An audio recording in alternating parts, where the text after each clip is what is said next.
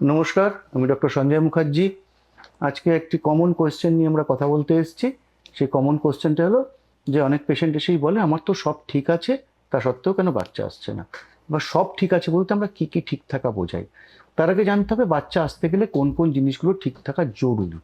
তার মধ্যে অন্যতম জিনিস যেটা, সেটা হচ্ছে মহিলার ডিম্বাণু সংখ্যা এবং প্রত্যেক মাসে ন্যাচারাল যে ওভিউলেশন হয় সেই ওভিউলেশনটা হচ্ছে কিনা সেটা দেখতে হবে। 2 নম্বর দেখতে হবে হাজব্যান্ডের স্পার্ম কাউন্ট, মোটিলিটি এবং মরফোলজি তিনটেই নর্মাল আছে কিনা, এবং টিউব পেটেন্ট আছে কিনা, ফ্যালোপিয়ান টিউব পেটেন্ট আছে কিনা, এবং ইউট্রাসের মধ্যে অন্য কোনো প্রবলেম আছে কিনা বা এন্ডোমেট্রিওসিস আছে কিনা। এই সব কিছু না থাকা সত্ত্বেও যদি হাজব্যান্ড ওয়াইফ বিয়ের পরে একসাথে 1 বছরের বেশি সময় একত্রিত থাকার পরেও যদি বাচ্চা না আসে, তাহলে আমরা এই পেশেন্টদেরকে আনএক্সপ্লেনড ইনফার্টিলিটি বলে থাকি। বাট আনএক্সপ্লেনড ইনফার্টিলিটি যেই মুহূর্তে আমরা ভাববো, সেই মুহূর্তে বলতে গেলে আমাকে কিছু কাজ মানে রিপোর্ট দেখতে হবে, যেগুলো সাধারণত নর্মাল গাইনোকোলজিস্টরা দেখে থাকেন না বা ডিস্ট্রিক্ট বা অন্যান্য জায়গায় হয়ে থাকে না। তার মধ্যে অন্যতম হচ্ছে স্পার্মের report, সিমেন analysis report. সিমেন analysis report আমরা যেটা দেখে থাকি ডিস্ট্রিক্ট বা অন্যান্য সাধারণ মানের ল্যাবগুলোতে, যে রিপোর্টটা দেওয়া হয় সেই রিপোর্টটা অ্যাবসার্ড রিপোর্ট।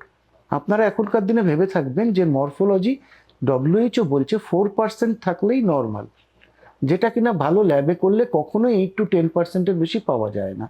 কিন্তু আপনি নর্মাল ল্যাবের রিপোর্ট দেখেন, দেখবেন নর্মাল স্পার্ম মরফোলজি 80% 90% দেখাচ্ছে, মানে তারা স্পার্মের মরফোলজি দেখতে জানে না। সুতরাং সেই জন্য এই রিপোর্টগুলো ভুল আসে। এবার তারা যেটা নর্মাল দিচ্ছে সেক্ষেত্রে হয়তো দেখা যাবে রিপোর্টটা একেবারেই ভুল, স্পার্মে হয়তো জটিল প্রবলেম রয়েছে। 2 নম্বর, আমরা যেটা দেখি অনেক সময় এন্ডোমেট্রিওসিসটা মিস করে। এন্ডোমেট্রিওসিস হয়তো ইউএসজিতে পাওয়া যাচ্ছে না, কিন্তু পেশেন্টের সিমটম আছে। পিরিয়ডের সময় ব্যথা হয়, ইরেগুলার পিরিয়ড হয় বা অত্যাধিক পিরিয়ড হয়। আমাকে ব্যাক অফ দ্য মাইন্ড রাখতে হবে যে পেশেন্টের এন্ডোমেট্রিওসিস আছে কিনা। এন্ডোমেট্রিওসিস কিন্তু অনেক ক্ষেত্রেই দেখা যায় যে ডিম নষ্ট করে দেয় এবং ভ্রূণ যেটা ইমপ্ল্যান্ট করবে সেই ভ্রূণের কোয়ালিটি পুয়ার হয় এবং ইমপ্ল্যান্টেশনটাকেও আটকে দেয়। সুতরাং এই দুটো জিনিস আমাদেরকে দেখতে হবে। এছাড়া আরেকটা জিনিস আমরা যেটা দেখি সেটা হচ্ছে ডিমের সংখ্যা এবং ওভিউলেশন ঠিক করে হচ্ছে কিনা। এবার ওভিউলেশন ঠিক করে হচ্ছে কিনা সেটা দেখতে গেলে ফলিকুলোমেট্রি করতে হবে, এবং ডিম ঠিক সংখ্যায় আছে কিনা সেটা দেখতে গেলে এএমএইচ কাউন্টটা দেখতে হবে। এই সবই আমরা ভাববো যখন মহিলার বয়স 40 বছরের কম। 40 বছরের বেশি হলে এজই একটা কজ, যেক্ষেত্রে আমরা আর আনএক্সপ্লেন্ড বলতে পারবো না। কারণ 40 বছরের পরে ড্যাস্ট্রিক্যালি ফিকান্ডিটি বা বাচ্চা ধারণ করার, বাচ্চা আসার ক্ষমতা খুব কমে যায়। সুতরাং আনএক্সপ্লেন ইনফার্টিলিটি এই পেশেন্ট যদি আমার কাছে আসে, তাকে বোঝাতে হবে যে আপনার হতাশ হবার কোনো কারণ নেই।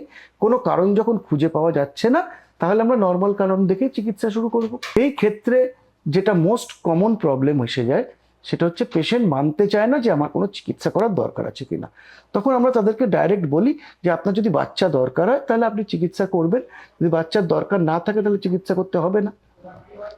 এইবার চিকিৎসাটা কিভাবে শুরু করি আমরা, এই ক্ষেত্রে আমরা 3-4টে জিনিস মাথায় রেখে চিকিৎসাটা শুরু করি।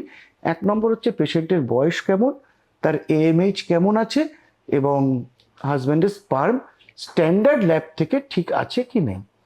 যদি এই 3টে জিনিস আমাদের ক্রাইটেরিয়া স্যাটিসফাই করে, তাহলে আমরা পেশেন্টদেরকে বলি 3-4টে জিনিস মেনটেন করতে।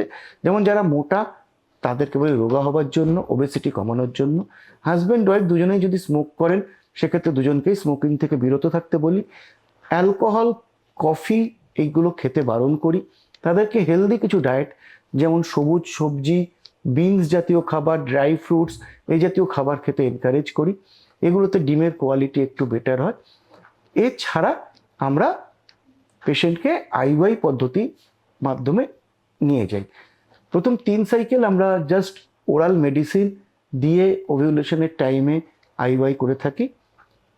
এবার 3 মাসে যদি প্রেগনেন্সি না আসে, তারপরে আমরা গোনাডোট্রফিন ইঞ্জেকশনের মাধ্যমে ডিম তৈরি করে আইওয়াই করে থাকি। পেশেন্ট যদি প্রথমেই এসে আমাদেরকে বলে যে আমরা টেস্ট টিউব বেবিতে যেতে চাই, সেক্ষেত্রে আমরা তাকে বোঝাই যে টেস্ট টিউব বেবিতে আপনি যেতে পারেন। টেস্ট টিউব বেবিতে হয়তো প্রেগনেন্সিটা তাড়াতাড়ি আসবে, কিন্তু অ্যাজ এ হোল প্রেগনেন্সি আসার রেট আনএক্সপ্লেন ইনফার্টিলিটিতে খুব বেশি নয়। আপনি যদি 6 সাইকেল আইইউআই করার পরেও প্রেগনেন্সি না আসে, দেন আমরা অবভিয়াসলি টেস্ট টিউব বেবির দিকে যাব। তো টেস্ট টিউব বেবি করার আগেও আমাকে 3টে জিনিসের কথা মাথায় রাখতে হবে। এক, পেশেন্টের উসাইট কোয়ালিটি বা ডিমের কোয়ালিটিটা ভালো করার চেষ্টা করা। সেটা কিছু ওষুধ এখনকার দিনে বেরিয়েছে, সেই ওষুধ দিয়ে আমরা ডিমের কোয়ালিটি ভালো করতে পারি।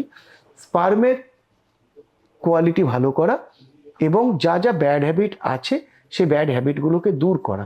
এইগুলো করার পরে বেস্ট পসিবল অ্যাকশন হচ্ছে আইইউআই। এক্ষেত্রে আমরা দেখেছি অ্যাটলিস্ট 15-20% পেশেন্ট 6 মাসে আইইউআই করলে কনসিভ করে যান, এবং আইইউআইয়ের খরচাটাও কম।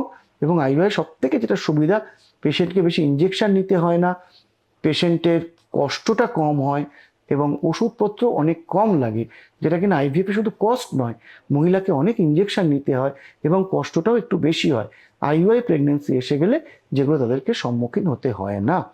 এবার যদি আইইউআইতেও প্রেগনেন্সি না আসে, তখনকার জন্য তো আমাদের টেস্ট টিউব বেবি রয়েইছে। এবং একটা কথা বলার, যে আনএক্সপ্লেন ইনফার্টিলিটি যাদের, তাদের কিন্তু টেস্ট টিউব বেবিতে সাকসেস রেট খুবই বেশি এবং টেক হোম বেবি রেট 40%-এর ওপর, যেটা অন্য ক্ষেত্রে 30%-এর কাছে। সুতরাং হতাশ হওয়ার কোনো কারণ নেই। আপনারা যদি ঠিক ডাক্তারবাবুর কাছে ঠিকভাবে চিকিৎসা করেন, আনএক্সপ্লেন ইনফার্টিলিটি কিন্তু খুব সহজেই বাচ্চা এসে যায়। সুতরাং হতাশ হবেন না এবং সঠিক পদ্ধতিতে চিকিৎসার মাধ্যমে এগিয়ে যান। নমস্কার।